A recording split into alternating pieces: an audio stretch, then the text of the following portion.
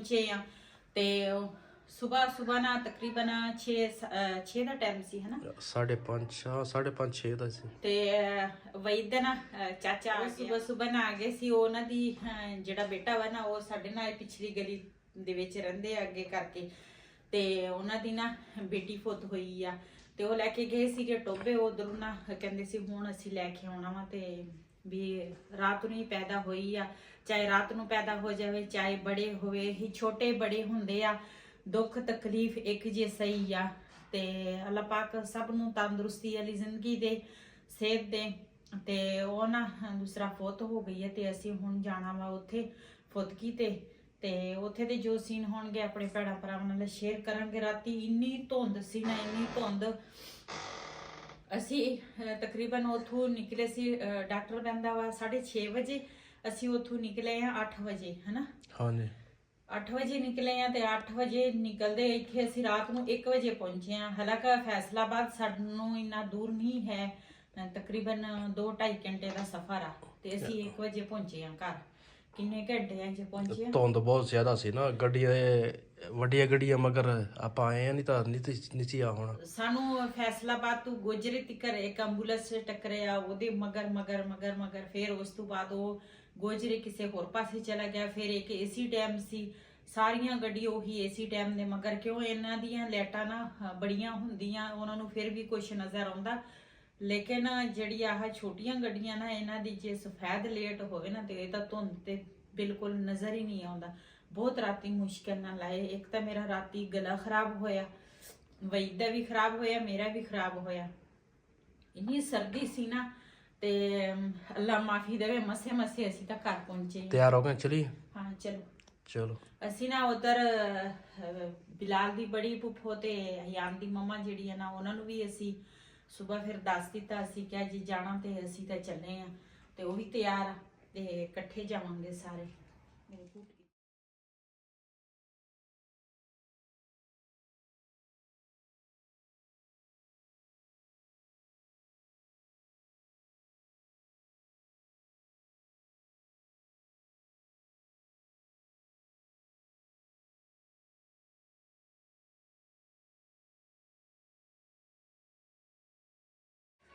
ਅਸੀਂ ਨਾ ਆਏ ਸੀਗੇ ਫੁੱਤਕੀ ਤੇ ਹੁਣ ਨਾ ਅਸੀਂ ਚੱਲੇ ਆ ਘਰ ਤੇ ਜਿਹੜੀ ਮੇਰੀ ਬੇਟੀ ਦਾ ਦੇਵਰ ਆ ਨਾ ਉਹਦੇ ਕੋਲ ਕਰਾਈ ਆ ਪੱਟੀ ਉਹ ਹੈਗਾ ਡਾਕਟਰ ਤੇ ਮੇਰੇ ਨਾਲ ਕੱਲ ਮੈਂ ਗਈ ਸੀ ਫੈਸਲਾਬਾਦ ਉੱਥੇ ਨਾ ਮੇਰੇ ਹੱਥ ਨੂੰ ਨਾ ਕੱਚ ਲੱਗਾ ਸੀ ਤੇ ਉਹਦੇ ਖੂਨ ਨਹੀਂ ਸੀ ਰੁਕਦਾ ਥੋੜੀ ਦੇਰ ਰੁਕ ਜਾਂਦਾ ਫਿਰ ਖੂਨ ਸ਼ੁਰੂ ਹੋ ਜਾਂਦਾ ਸੀ। ਉਹ ਮੈਂ ਘਰੋਂ ਤਾਂ ਆਹ ਲੀਰ ਜੀ ਬਣ ਕੇ ਆਈ ਸੀ ਤੇ ਫਿਰ ਵਹੀ ਕਹਿੰਦੇ ਸੀ ਵੀ ਪੱਟੀ ਕਰਾ ਲਾ ਉਹ ਫਿਰ ਮੈਂ ਨਾ ਉਹਦੇ ਕੋਲ ਪੱਟੀ ਕਰਾ ਲਈ ਹੈ ਤੇ ਹੁਣ ਨਾ ਅਸੀਂ ਚੱਲਦੇ ਹਾਂ ਜਨਾਜ਼ਾ ਵੀ ਹੋ ਗਿਆ ਤੇ ਕੱਲ ਨੂੰ ਕੁਲਾਂ ਦਾ ਖਤਮ ਆ ਕੱਲ ਨੂੰ ਫਿਰ ਅਸੀਂ ਆਵਾਂਗੇ ਕੁਲਾਂ ਦੇ ਖਤਮ ਤੇ। बिस्मिल्लाहिर्रहमानिर्रहीम अस्सलाम वालेकुम मैं हूं वहीद खान आप देख रहे हैं हमारा यूट्यूब चैनल विलेज महल। अल्लाह पाक आपको खुश रखे आबाद रखे इसी नेक दुआ के साथ शुरू करते हैं आज का व्लॉग। जी ਅਸੀਂ ਨਾ ਉਧਰੋਂ ਆਏ ਆ ਮੇਰੇ ਤੇ ਨਾ ਅੱਜ 2 ਦਿਨ ਹੋ ਗਏ ਆ ਸਵੇਰ ਦਾ ਨਾਸ਼ਤਾ ਜਿਹੜਾ ਵਾ ਨਾ ਉਹ ਵੀ ਮੇਰੇ ਕੋਲ ਨਹੀਂ ਬਣ ਰਿਹਾ ਵਾ ਸਿਰਫ ਇਹਨਾਂ ਨੇ ਸਵੇਰ ਕੱਲ ਵੀ ਬਿਸਕੁਟ ਦੇ ਨਾਲ ਨਾਸ਼ਤਾ ਕਰ ਲਿਆ ਸੀ ਤੇ ਚਾय ਵਗੈਰਾ ਪੀ ਲਏ ਸੀਗੇ ਤੇ ਰਿਹਾਨ ਔਰ ਇੱਧਰ ਆ ਤੇ ਇਹਨਾਂ ਵਾਸਤੇ ਵੀ ਨਾਸ਼ਤਾ ਕੋਈ ਨਹੀਂ ਲਿਆਂਦਾ। ਇਹਨਾਂ ਨੇ ਵੀ ਹੁਣ ਇੱਥੋਂ ਨਾ ਚਾਹ ਮੈਂ ਉਧਰੋਂ ਲੈ ਕੇ ਆਈ ਆ ਤੇ ਨਾਸ਼ਤਾ ਇਹਨਾਂ ਨੇ ਨਾ ਦੂਸਰਾ ਇੱਥੋਂ ਬਿਸਕੁਟ ਕਹਿੰਦੇ ਅਸੀਂ ਲਿਆ ਕੇ ਨਾ ਖਾ ਲਵਾਂਗੇ ਤੇ ਮੈਂ ਕਿਹਾ ਚਲਾ ਬੇੜ ਦੀ ਚਾਦਰ ਜਿਹੜੀ ਆ ਨਾ ਇਹ ਝਾੜ ਲਵਾਂ ਤੇ ਜਾਣਾ ਵਾ ਅੱਜ ਕੁਲਾਂ ਦਾ ਖਤਮ ਤੇ ਜਾਣਾ ਵਾ ਤੇ ਉਸ ਤੋਂ ਬਾਅਦ ਉੱਥੇ ਦੀ ਜੋ ਸੀ ਹੋਣਗੇ ਆਪਣੀ ਭੈਣਾਂ ਭਰਾਵਾਂ ਨਾਲ ਸ਼ੇਅਰ ਕਰਨ। 11 ਵਜੇ ਖਤਮ ਆ ਮੈਂ ਆਖਿਆ ਸਵੇਰ ਦਾ ਟਾਈਮ ਆ ਮੈਂ ਆਖਿਆ ਜਲਦੀ ਨਾ ਇਹ ਜਿਹੜਾ ਖਿਲਾਰਾ ਵਾ ਨਾ ਇਹ ਸੰਭਾਲਾਂ ਫਿਰ ਇੱਧਰ ਦਾ ਕੰਮ ਜਿਹੜਾ ਵਾ ਨਾ ਉਹ ਫਿਰ ਇਸੇ ਤਰ੍ਹਾਂ ਉਹਦਾ ਝਾੜੂ ਝੂੜੂ ਤੇ ਰਿਹਾਨ ਫੇਰ ਲੈਂਦਾ ਵਾ ਤੇ ਲੇਕਿਨ ਨਾ ਫਿਰ ਇਹ ਚੀਜ਼ਾਂ ਜਿਹੜੀਆਂ ਨਾ ਇਹ ਜਿਸ ਤਰ੍ਹਾਂ ਮੈਂ ਇਹਦੀ ਸੈਟਿੰਗ ਕਰਨੀ ਹੈ ਨਾ ਉਹਦਾ ਰਿਹਾਨ ਨਹੀਂ ਕਰ ਸਕਦਾ ਤੇ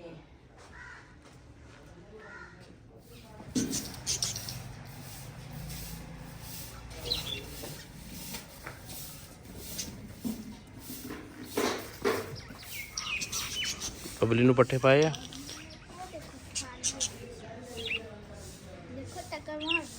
बबली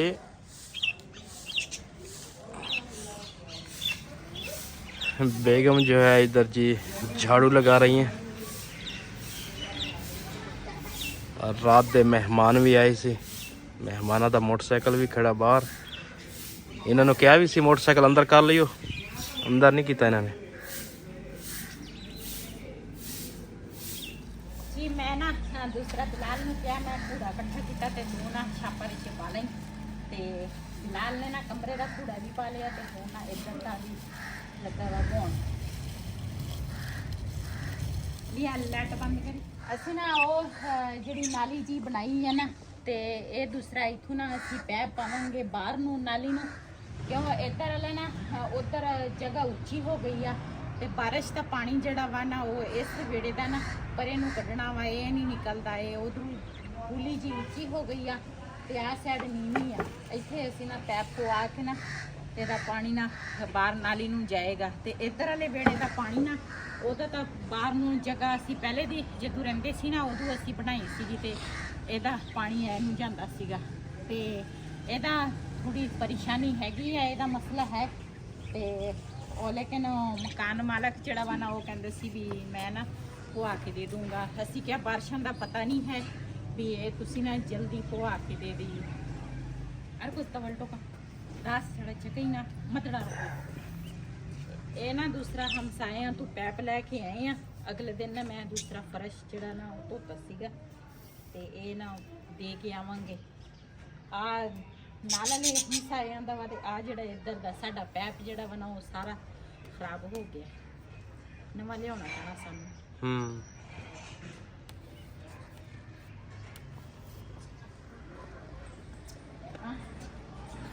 ਤੇ ਉਹ ਜਿਸ ਵੇਲੇ ਫੌਤ ਹੋਈ ਨਾ ਬੀਬੀ, ਉਹਦੇ ਮਹੱਲੇ ਦੇ ਵਿੱਚ ਨਾ ਉਹਦੀ ਬਸਤੀ ਦੇ ਵਿੱਚ ਇੱਕ ਕਫਨ ਚੋਰ ਬੰਦਾ ਰਹਿੰਦਾ, ਕਫਨ ਚੁਰਿੰਦਾ, ਜਿਹੜਾ ਕੋਈ ਮਰ ਜਾਵੇ ਆ ਜਾ ਕੇ ਕਬਰ ਖੋਜ ਕਫਨ ਛਿਕ ਲੈਂਦਾ। ਉਹ ਬੀਬੀ ਨੇ ਨਾ ਉਹਨੂੰ ਬੁਲਾਇਆ, ਉਹਨੂੰ ਆਖਿਆ ਵੀ ਜਿਹੜਾ ਤੂੰ ਕਫਨ ਚੋਰੀ ਕਰਨਾ ਹੈ ਹੁਣ ਤਾਂ ਪਹਿਚਾਨ ਨਹੀਂ ਨਾ, ਹੁਣ ਇਹ ਚੋਰ ਡਾਕੂ ਦੀ ਇਹੋ ਜਿਹੇ ਲੁਟੇਰਿਆਂ ਦੀ ਪਹਿਲੇ ਪਹਿਚਾਨ ਹੁੰਦੀ ਆ, ਫਲਾਣਾ ਬੰਦਾ ਇਹ ਕੰਮ ਕਰਦਾ, ਫਲਾਣਾ ਇਹ ਕਰਦਾ ਹੈ, ਉਹ ਮਸ਼ਹੂਰ ਆ। ਬੀਬੀ ਨੇ ਉਹਨਾਂ ਕੋਲ ਪੈਸੇ ਪੁੱਛੇ, ਉਹ ਇੰਜ ਪੈਸੇ ਦੇ ਛੱਡੇ, ਆਖੇ ਆਇਲਾ ਮੇਰੇ ਕਫਨ ਦੇ ਨਹੀਂ ਤੇ ਮੇਰੇ ਕਫਨ ਨੂੰ ਹੱਥ ਨਾ ਪਿਆ ਲਾਵੀਂ ਤੇ ਮੇਰੇ ਨਾਲ ਵਾਅਦਾ ਕਰ। ਉਹਦਾ ਕਿਆ ਵਾਅਦਾ ਹੋ ਗਿਆ, ਪੈਸੇ ਲੈ ਲੈ।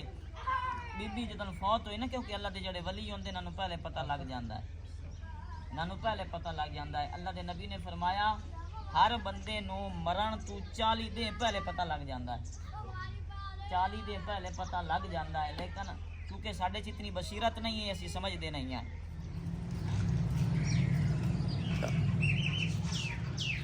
जी असी गए सीगे ख़त्म ते उधरों वापसी ते ना मैं जी फैसलाबाद गई सी ना दवाई लैन, ते उधरों ना डॉक्टर ने कहा सी कहंदे एक बारी ना तुसी लेडी डॉक्टर दे नाल ना मशवरा जरूर करना वा, ओनू तुसी एक बारी ना चेक कराओ।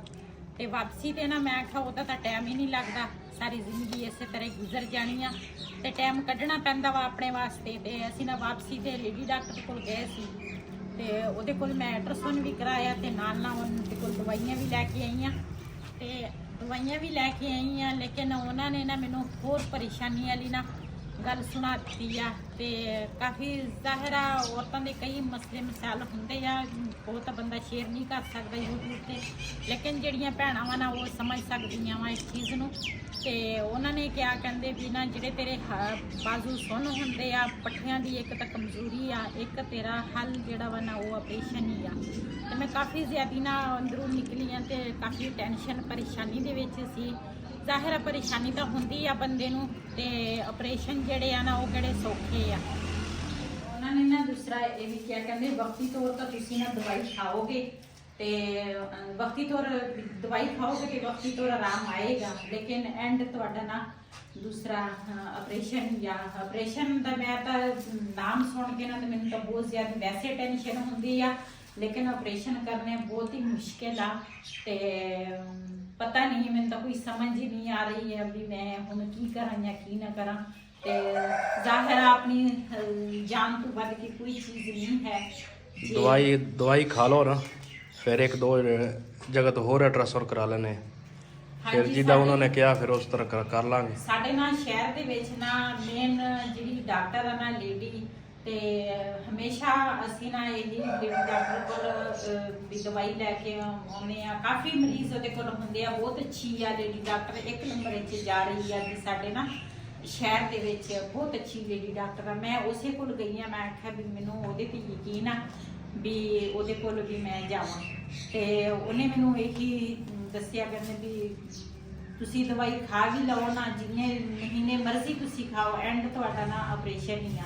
ਲੇਕਿਨ ਇੱਕ ਦੋ ਜਗ੍ਹਾ ਤੇ ਹੋਰ ਵੀ ਬੰਦਾ ਤਸੱਲੀ ਕਰ ਲੈਂਦਾ ਵਾ, ਇੱਕ ਦੋ ਜਗ੍ਹਾ ਤੇ ਨਾ ਚੈੱਕ ਕਰਾਵਾਂਗੇ। ਜੇ ਉਹਨਾਂ ਨੇ ਵੀ ਇਹ ਵੀ ਚੀਜ਼ ਦੱਸੀ ਆ ਤੇ ਫਿਰ ਜ਼ਾਹਿਰ ਆ ਫਿਰ ਮਜਬੂਰੀ ਆ, ਫਿਲਹਾਲ ਤਾਂ ਮੈਂ ਨਾ ਇਹ ਦਵਾਈ ਖਾਵਾਂਗੀ। ਤੇ ਉਹਨੇ ਕਿਹਾ ਕਹਿੰਦੇ ਦਵਾਈ ਖਾਣ ਦੇ ਨਾਲ ਤੈਨੂੰ ਆਰਾਮ ਆਏਗਾ, ਲੇਕਿਨ ਫਿਰ ਅਗਲੇ ਮਹੀਨੇ ਫਿਰ ਉਸੇ ਤਰ੍ਹਾਂ ਹੋਏਗਾ। ਉਹਦੇ ਦਰਮਿਆਨ ਕਹਿੰਦੇ ਤੂੰ ਲਾਜ਼ਮੀ ਦਵਾਈ ਖਾਣੀ ਆ। ਤੇ ਦੇਖਦੇ ਆ ਕੀ ਬਣਦਾ।